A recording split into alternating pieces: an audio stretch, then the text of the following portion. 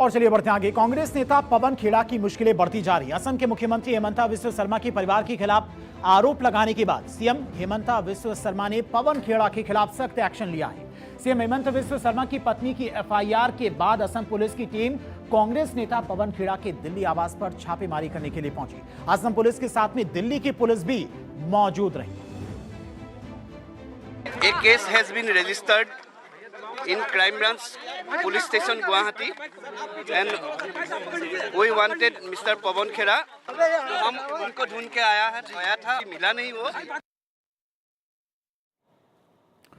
वही असम पुलिस के एसीपी देवजीत नाथ ने एक बड़ा दावा करते हुए कहा कि कांग्रेस नेता पवन खेड़ा के घर पर जांच के दौरान क्या कुछ मिला है, क्या जांच की गई है, उनकी तरफ से इसको लेकर जानकारी साझा की गई। क्या जानकारी साझा की वो भी आपको बताते हैं। आरोपों पर बखेड़ा फंस गए पवन खेड़ा के घर छापेमारी में असम पुलिस का बड़ा दावा। पवन खेड़ा के घर में मिले हैं आपत्तिजनक दस्तावेज। असम पुलिस की तरफ से दावा किया गया है कुछ आपत्तिजनक दस्तावेज बरामद किए गए, यानी कि पवन खेड़ा की मुश्किलें बढ़ने वाली।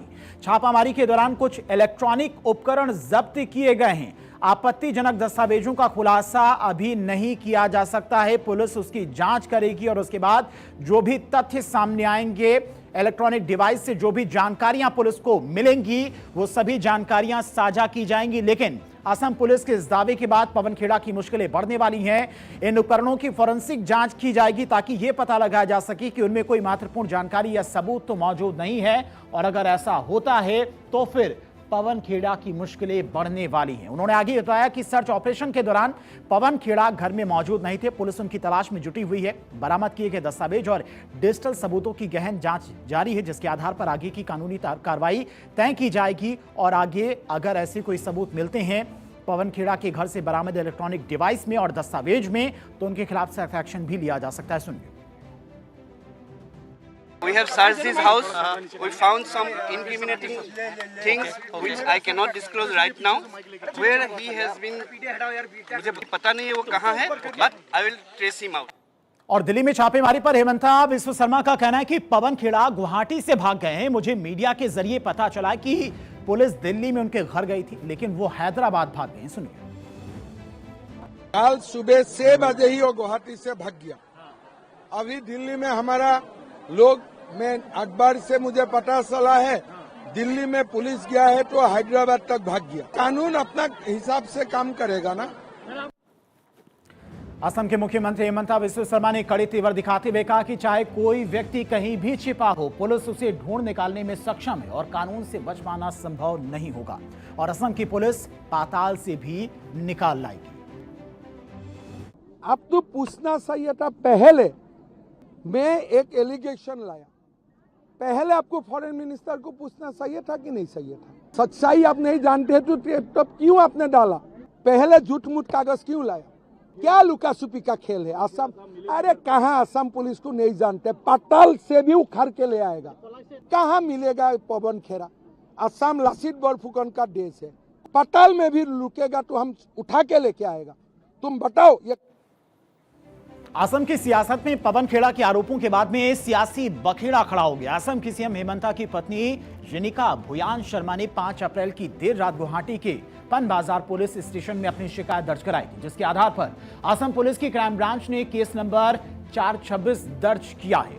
अब पवन खेड़ा के खिलाफ कौन कौन सी धाराओं में केस दर्ज किया गया वो भी आपको बताते हैं। पवन खेड़ा के खिलाफ एफआईआर दर्ज की गई। खेड़ा पर कौन कौन सी धाराएं लगाई गई हैं? भारतीय न्याय संहिता बीएनएस की 12 धाराएं लगाई गई हैं।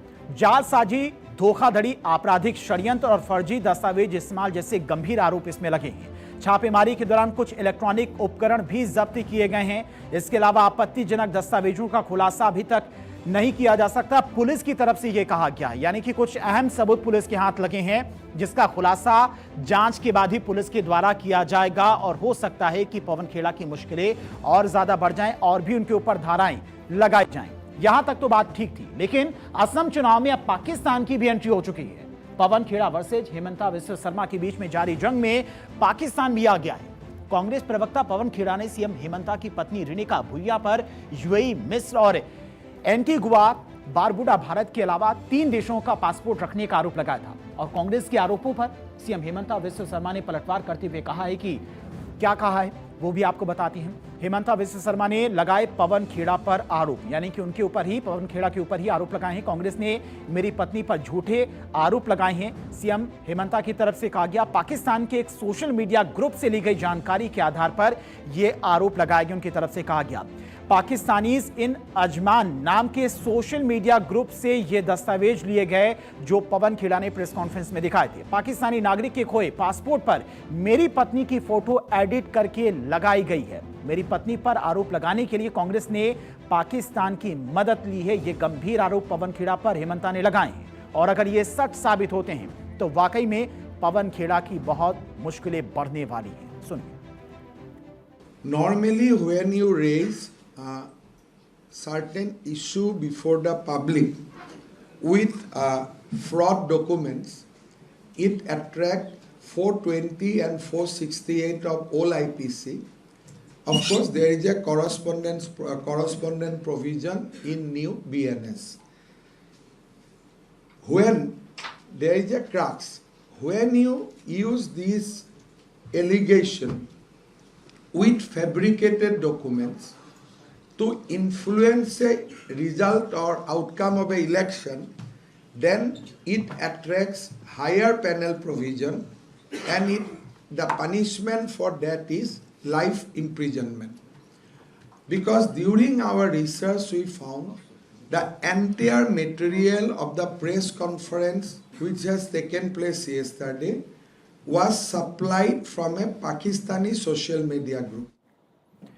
इतना नहीं, सीएम हेमंता विश्व शर्मा ने आरोप लगाया कि पाकिस्तान असम के चुनाव प्रभावित करने की कोशिश कर रहा है। सीएम हेमंता ने कहा कि यह कोई साधारण धोखाधड़ी का मामला नहीं है, देश के खिलाफ अपराध है। उन्होंने यह भी दावा किया कि पाकिस्तान असम के विधानसभा चुनाव को प्रभावित करने की कोशिश कर रहा है। पाकिस्तान के कम से कम 11 टीवी डिबेट्स का रुख यह था कि कांग्रेस को चुनाव जीतना चाहिए। सुनिए। In last 10 days, Pakistan channel has done at least 11 talk show regarding election of Assam, which never happened earlier. And in every talk show, the final conclusion is that Congress should win.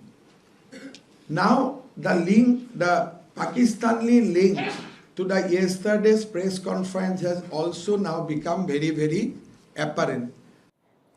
अब कुछ media reports दावा कर रही हैं कि कांग्रेस नेता पवन खेड़ा तेलंगाना में हो सकते हैं, लेकिन सवाल ऐसे में यह उठता है कि क्या पवन खेड़ा पर गिरफ्तारी की तलवार लटक रही है? क्या पवन खेड़ा गिरफ्तार हो सकते हैं? अगर गिरफ्तार होते हैं तो फिर जो धाराएं उन पर लगी हैं उसके मुताबिक उनकी मुश्किलें बढ़ने वाली हैं और आने वाले दिनों